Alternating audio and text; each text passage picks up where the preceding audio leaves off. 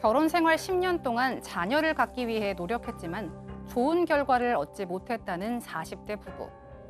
인공수정도 여러 번 도전했지만 실패로 돌아갔고, 이렇게 실망만 계속하다 보니 부부 사이도 나빠져 부부는 결국 이혼을 하게 됐습니다. 이혼 후 아내 유 씨는 재결합을 원했지만 남편 김 씨는 이미 깨진 그릇이라며 단호히 선을 그었는데요. 여전히 미련이 남은 유 씨는 김 씨 몰래 결혼 생활 중 제공받은 정자로 인공수정을 실시했고 임신에 성공합니다.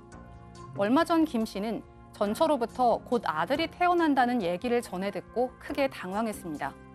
아들을 친자로 인정하고 매달 양육비를 달라는 전처. 김 씨는 전처의 요구를 들어줘야만 할까요?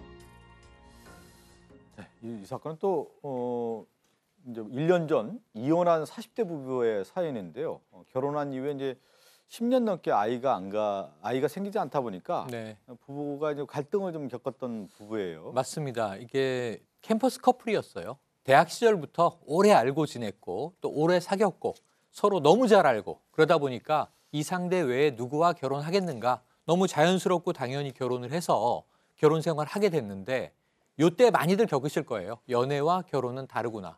함께 살면서 성격 차이가 많이 부각이 됐고요. 트러블이 많이 생겼습니다. 그런데 제일 큰 문제는 이제 아이에서 발생하는데요. 신혼 초에 부인이 임신을 했었습니다. 그런데 이제 3개월 만에 태아를 잃게 되는 안타까운 일을 겪었고요.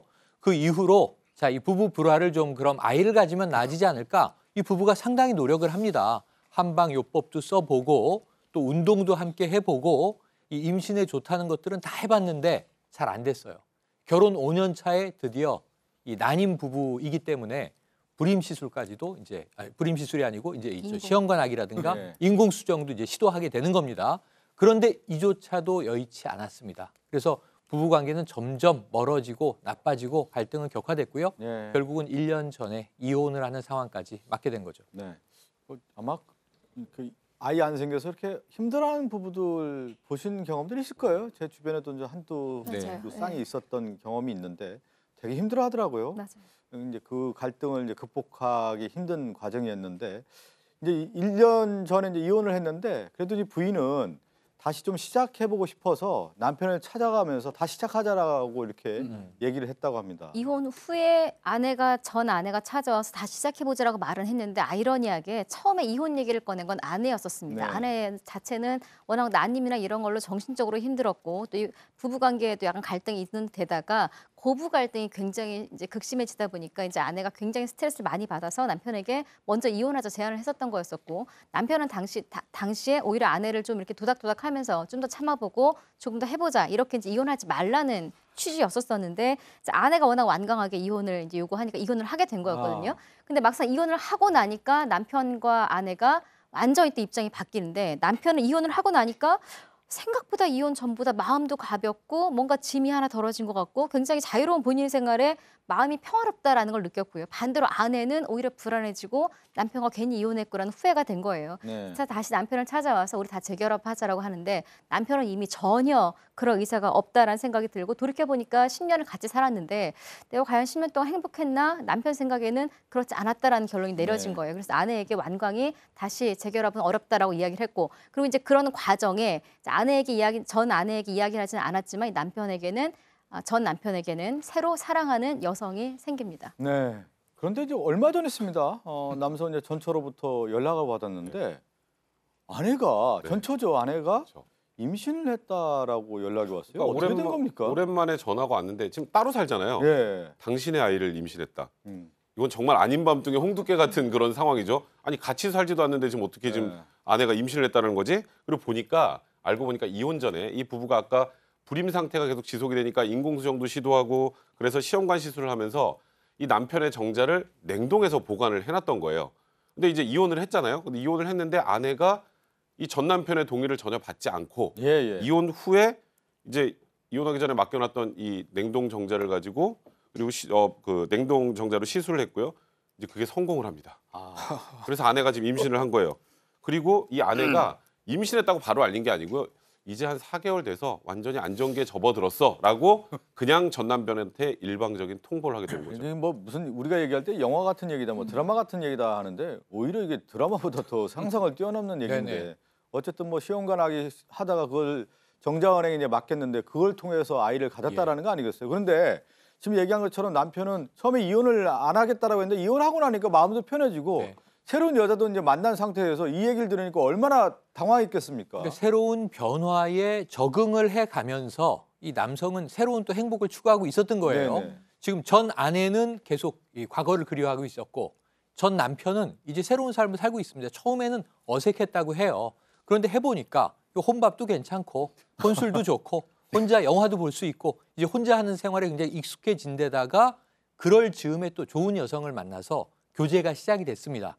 그러니까 아까도 말씀드렸지만 연애와 결혼은 다른데 지금 연애기에 접어들었으니까 얼마나 이 남편은 전 남편은 행복하고 있겠어요. 그런데 이제 전 부인이 찾아와서 자 당신의 아이를 가졌고 곧 이 아들이 태어난다 이렇게 이야기를 하면서 요구를 하는 겁니다. 자 1. 이 아들은 당신의 아들이니까 친자로 받아들여라. 2.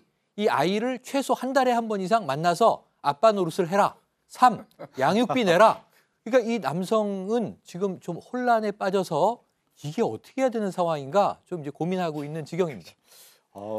보니까 어쨌든 아내가 이제 요구를 하는데 남편 입장에서는 어떻게 해야 될지 이제 당황스러운데 일단 그렇기 때문에 오늘 이제 사연을 보내주면서 자신이 어떤 방향으로 가야 되는지 여러 이제 궁금증을 제시를 했는데 가장 궁금한 게 뭡니까? 일단 이 남편 입장에서는 아내가 어떤 경우에도 그 전 아내와 재결합할 생각은 없는 것 같아요. 그러다 보니까 이제 이 아이가 문제인 건데 궁금증 첫 번째는 이혼 후에 그러니까 남남인 상태에서 아내가 나 모르게 한 인공수정도 내가 친자라고 받아들여야 되는 겁니까? 첫 번째고요. 두 번째 아내의 요구대로 만약에 이 아이가 태어난다면 내가 친아버지로서 매달 양육비를 지급해야 됩니까? 두 번째입니다. 일단은 이제 우리가 법률적으로 하나하나 이제 짚어볼 필요가 있을 것 같고 오늘 핵심적인 얘기를 좀 드려야 되는데 네, 저도 좀 혼란스러운 면이 있어요. 그렇죠. 뭐냐면 이혼한 이후에 정자은행에 있었던 그 정자를 통해서 임신을 했는데 그게 나의 아이가 맞는 거죠, 일단은. 그렇죠. 법적으로 일단 네. 볼 필요가 있어요. 우리 민법에는 이런 규정을 두고 있습니다. 옛날에는 친자 확인하기 어렵기 때문에 추정 규정이 있어요. 예. 혼인 이후에 200일 이후에 낳은 아이는 당연히 내 아이로 봅니다. 왜냐하면 그 후에 포태 기간이라는 게 애를 가지는 기간이 있기 때문에 그리고 혼인이 종료된 날로 이혼한 날로부터 아니면 사실상 종료된 날로부터 300일 이내에 출생했던 자녀는 또 혼인 중에 임신한 걸로 봅니다. 왜냐하면 마지막에 이렇게 관계 때문에 아이가 가질 수 있기 때문에 300일 정도로 보는데 지금은 이게 사실 이 규정이 의미가 없습니다. 그러네요. 검사해 보면 다 나오거든요. 네. 그때는 그 검사를 못했기 때문에 추정 조항을 뒀었는데 지금은 친생자인지 아닌지 확인이 가능하고요. 또 이 사건 같은 경우는 인공수정을 했기 때문에 이 남성의 자식이 맞죠. 민법상 봐도 300일 이내면 자신의 자식이고 이혼한 다음에 지금은 실제로 냉동 보관했던 정자를 통해서 했기 때문에 동의를 했다면 왜냐하면 인공수정하기로 동의를 했다면 이 아이는 어떻게 보든 간에 이 남성의 예. 친자로 봐야 될 것 같습니다. 그러니까 법이 현실을 못 따라간다는 얘기가 딱 맞네요. 그러니까 이때 어쨌든 민법 조항을 좀 얘기했지만 실질적인 어떤 유전자 조사를 해보면 아이가 맞는지 친생자인지를 정확하게 조사할 수 있다고 하면 그걸 인정해야 된다 이런 취지 아니에요? 네, 거기에다가 네. 지금 뭐 이 사건 같은 건 사실 뭐 친생자 추정 조항 자체가 큰 의미가 없어요. 예, 말씀하셨던 예. 것처럼 그렇죠, 이 남편의 정자가 냉동 보관됐다가 결국에 남편의 정자로 아이가 나오는 예. 상황이기 때문에 당연히 친생자인 거고요. 그건 당연히 아, 친생자인데 예를 들어서 그런 경우 있잖아요. 그냥 정자은행에서 타인의 정자를 예. 받아서 임신하는 경우 그 경우에도 남편이 동의했다면 그냥 친생자입니다. 그것도 역시 아. 그렇게 추정을 하고 그래서 이와 관련해서 이제 법원에 이제 소송을 냈던 이혼하고 나서 보니까 아니 그 내 애도 아니고 정자은행에서 저 다른 사람 정자 해가지고 임신을 했는데 근데 그 사람도 다 1, 2심에서 패소를 했어요. 그래서 일단은 이 남성 입장에서 이제 하나 기대할 수 있는 건 나는 이혼했고 동의 안 했는데 그렇죠, 그렇죠. 예. 동의를 안 했는데 지금 이혼한 전처가 전처 혼자 마음대로 했다. 지금 혼자 했다. 지금 이걸 주장할 수 있겠습니다만 일단 아무리 동의를 받지 않았다고 하더라도 본인의 정자로 아이가 태어난 거기 때문에 이 남편 입장에서는 본인의 친자로 인정을 받을 수밖에 없는 그런 상황인 거죠. 정자 제공자가 만약에 정자은행에 이제 좋은 정자를 제공하는 사람들이 있습니다.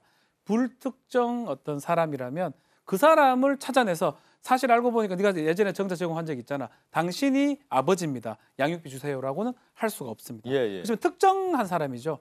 아버지가 본인의 정자를 지금 냉동했고 어머니가 뭐 이혼을 했지만 그 정자를 통해서 수정이 됐기 때문에 지금 이 사건이 지금 대법원에 7월 달에 지금 결정이 날 것 같은데요. 예, 예. 동의를 안 했다라고 아빠는 지금 주장을 하고 있는데 동의를 했건 안 했건 과학적으로 가는 것 같아요. 과학적으로 봤을 때는 이 아이는 친자가 될 수 있기 때문에 아마 지금 이 상황에서는 친자로 잠깐만. 인정받을 가능성이 제가 높거든요. 좀 설명을 예, 좀 드리면요. 지금 박주민 변호사 다른 판례하고 잠깐 좀 헷갈렸던 것 같은데 그거는 타인의 정자를 제공했을 때 예. 그때 남편이 동의를 했는지 안 했는지 부분이 논란이 됐던 거고 아. 근데 동의를 한 상황이라면 그거는 당연히 말씀하셨던 것처럼 그건 친자로 인정이 되는 거고 이번 사안 같은 경우는 아직 이거는 뭐 판결이 없는 거죠. 이건 이제 말 그대로 상담 예. 사례니까. 그런데 이게 남편이 동의를 하지 않았어도 어쨌건 본인의 정자이기 때문에 그렇다면 이건 자기로 인정받을 수밖에 그러니까. 없을 거라고 보이고요. 그러면 결국 이제 친자가 되면 그러면 지금 당연히- 이렇게 정리해야 되겠네요. 당연히 그러니까 타인의 양육비를 정자임에도 예, 예. 불구하고 아버지가 될 가능성이 높거든요. 근데 자신의 정자이기 때문에 이거는 이 사건은 사실은 이 사건은 예. 없습니다. 없으면 아. 이 유사 사례를 대법원에서 본인이 지금 패소를 했기 때문에 대법원 가면 아마 1, 2심 패소를 했기 때문에 패소할 가능. 자기의 정자가 아님에도 아버지로 인정받을 가능성이 높은데 네. 자신의 정자라 그러면 당연히 인정받을 가능성이 높지 않을까 생각이 들어요. 그러면 아내가 지금 전처가 이제 주장하는 게 뭐냐면 네. 친자로 인정해라. 네. 또 하나는 뭐냐면 한 달에 한 번 만나 달라.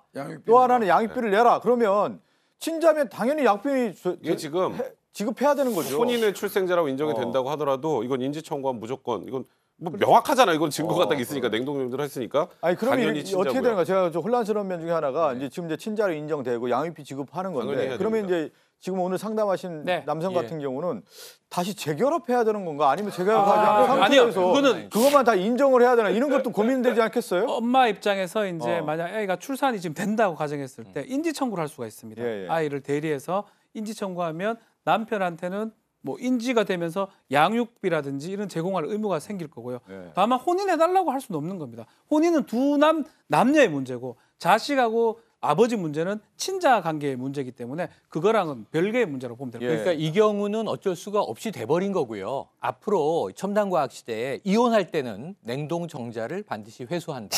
이런 매뉴얼이 저는 생길 것 이것도 같습니다. 이거지만 사실 이 사건과는 무관하지만 병원에 가서 이 여성이 임신을 했을 거 아니겠어요. 그러니까 예, 병원 예. 입장에서 당연히 예전에 부부가 같이 와서 이런 일을 벌인 거니까 아마 이런 인공수정을 했을지는 모르겠으나 앞으로는 병원에서도 동의 여부. 부부가 같이 오지 않는 한은 혹시나 이혼을 했을 수도 있으니까요. 예, 이런 예. 것들을 따져봐야 돼요. 왜냐하면 이거는 태어난 아이에게는 굉장히 불행한 사건일 수 있거든요. 철저하게 좀 이런 그 보완도 좀 있어야 되겠다는 그렇죠. 생각이 듭니다. 법적으로는 명백하게 지금 이 남성이 좀 불합리하겠지만 그렇죠. 본인의 친자고 양육비도 지급해야 되고 나중에 면접교섭권도 행사되겠지만 근데 이게 너무 이상하잖아요. 지금 저희가 그러네요. 설명을 예, 하면서도 예. 그러니까 예. 조금 전에 그러네, 장인 교수 이거. 말씀하셨던 것처럼 그러네요. 이건 인공시술할 때 명백하게 양쪽 부부의 예. 그러니까 부부 동의를 그러니까 쌍방의 동의를 좀 받고 진행을 해야 될 것 이제 같습니다. 과학기술이 발달되다 보니까 이렇게 뭐 정자 안에 인공수정 가능성이 있는 건데 그거를 통해서 아이가 나왔다고 하면은 일단 뭐 남편의 동의가 없어도 친자라는 것은 이제 확인이 되는 거고 거기에 따라서 양육비를 지급해야 된다는 말씀을 좀 드리겠지만 오늘 상담하신 분 입장에서는 상당히 당황스럽고 어떻게 해야 될지 모르겠지만